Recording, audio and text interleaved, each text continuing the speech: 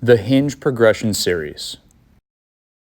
The hinge is a fundamental movement pattern and essential to learning how to deadlift. In the hip hinge, the hips are moving maximally and the knees are moving minimally. This is different from a squat pattern where the hips and the knees are both moving maximally at the same time. In the hinge, the pelvis moves back and then moves forward. Notice that as the hips are moving backward, the torso is folding forward. All this movement is occurring at the hip joint itself. The relationship between the head, the rib cage, and the pelvis shouldn't change throughout the movement. It doesn't matter where the load is, we're trying to maintain this straight line orientation from rep to rep.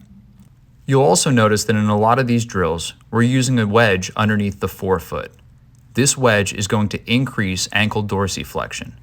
This is going to help create a posterior weight shift and make the hinge easier to learn.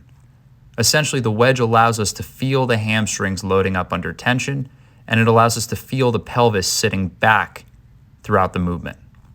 It's important to note, though, that the toes are staying in contact with the wedge the entire time. Eventually, we can take the wedge away once we start working up from the ground. The kettlebell deadlift is the first ground-up variation that we use.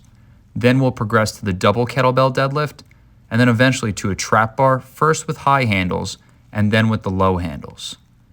It's important to understand that no matter what tool we're using to lift with, the movement itself, the hinge, stays more or less the same from variation to variation.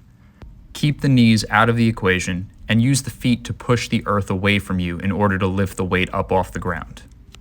Think of this progression series as a spectrum.